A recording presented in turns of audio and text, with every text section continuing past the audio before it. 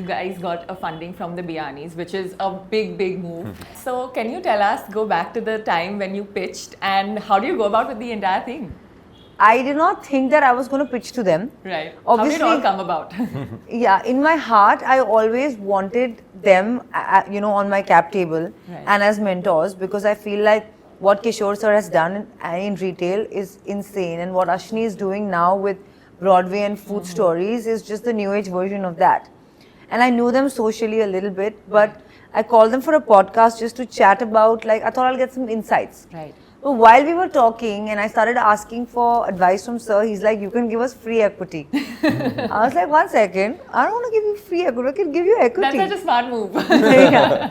So I think it just happened in the spur of the moment, and it just turned out well, because if it didn't happen, then, बहुत बेइज्जती हो जाती. On my own show, I called someone, and it was really bizarre because I called up Shovik as soon as the funding happened, and I said, hey, guess what, the podcast is over and I got funding. He's like, podcast करने गए थे कि क्या करने गए थे? So I think that sometimes there's just a plan that destiny has for you, and I feel like that just fell into my lap. What was that one line that you said, like that, made you more confident as an entrepreneur while you were pitching it? I think I was already confident about my numbers. Okay. I think beyond a point for any entrepreneur, how much ever jargon you give and how much ever you talk about your brand, if the brand is not doing revenue, then nobody will invest in you. Absolutely. But I knew that our brand is doing revenue, we were profitable, and that's why I was like, okay, I can tell you what I'm offering you is still a steal deal. Right. I didn't go for some crazy 4x, 5x, 6x valuation, which is oftentimes what a lot of startup founders do. Yeah. I want A-list sharks on my table, so I have to give them a good deal. Okay. I kind of like relate this to films. When you do a Yash Raj film versus when you do a regular film that's probably not such a big production house, you get paid differently. Right. So you're also getting paid less for, the quality of the production house. So even when you're pitching to a shark of, Kishore sir's quality or Ashni's quality, you're like, okay, you just come in.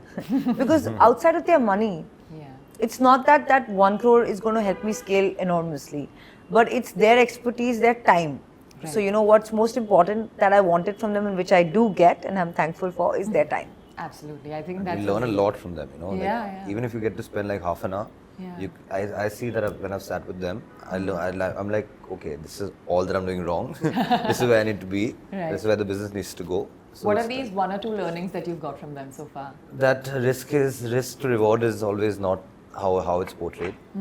The amount of risk is that the risk appetite needs to be measured very timely. Right. I think that's one thing, because I am a guy who's very ambitious. Because ambition and risk can't always go hand in hand. Right, absolutely. So once you sit and learn that from them and take timely risks, that will reward more.